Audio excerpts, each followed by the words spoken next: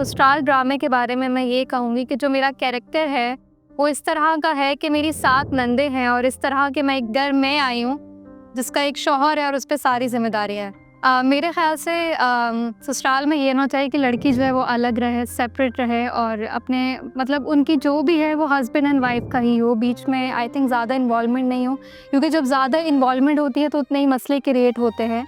And this is what I believe. मेरा role एक typical सास का है जो अपनी बहू पे बहुत सख्तियाँ करती है। बेटे के साथ तो वो बहुत नर्म होती है, लेकिन बहू को तो तिगनी का नाच नचा देती है। अगर लोग अच्छे होंगे, अगर फैमिली अच्छी है, सपोर्ट करती है, समझती है, तो कोई मुश्किल नहीं है। लेकिन जहाँ इंसान टॉक्सिक होता है, जो कि इस ड्रामे की कहानी भी यही है कि बहनें और सारे जो बड़े, उनका दिल बड़ा ख़राब होता है, भाई से भी और भाभी से भी। पहली बात तो ये कि ये मेरे पास जब कैरेक्टर आया था तो मुझे इसकी स्टोरी बताई गई थी, मुझे अच्छी लगी, मैंने कहा चलो अच्छा इट्स अ डिफरेंट थिंग तो ये मैं कर लेती हूँ। इसके अलावा और कोई रीज़न नहीं था, मुझे स्क्रिप्ट अच्छी लगी और मैंने कर लिया। एज अ औरत मुझे ये अच्छा नहीं लगा, लेकिन हमारे यहाँ की 80% जो घराने हैं ना, उनकी यही कहानी है। लेकिन अगर लोग समझेंगे तो वो बहुत अच्छा हो जाएगा। मेरे नज़दीक ससुराल एक बहुत अच्छा है, बहुत प्यारी चीज़ है, अगर लोग अच्छे हों तो।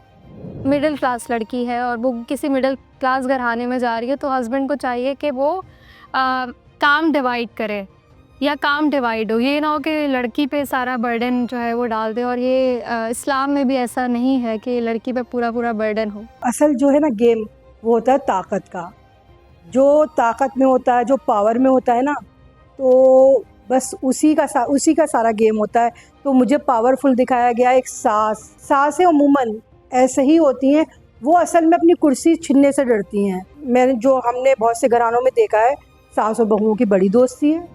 और ये तो बिल्कुल भी ठीक नहीं है कि लड़की से ही सारा काम करवाया जाए, जिस तरह इस ड्रामे में मुझसे करवाया जा रहा है, जो आफ़ी का कैरेक्टर है, तो ये तो बिल्कुल भी ठीक नहीं है। तो आई डोंट थिंक, मेरा ये मानना है कि इस तरह ख़ानदान में तो बिल्कुल भी शादियाँ नहीं करनी चाहिए। हमारे घर का माहौल कुछ ऐसा है कि सब मिल बांट के खाना भी बनाते हैं, हर काम सारे मिल बांट के होते हैं, किसी एक के ऊपर बर्डन नहीं आता। कोई भी नए माहौल में ना कोई एकदम एडजस्ट नहीं होता, थोड़ा सा टाइम लगता है उस माहौल को समझने में।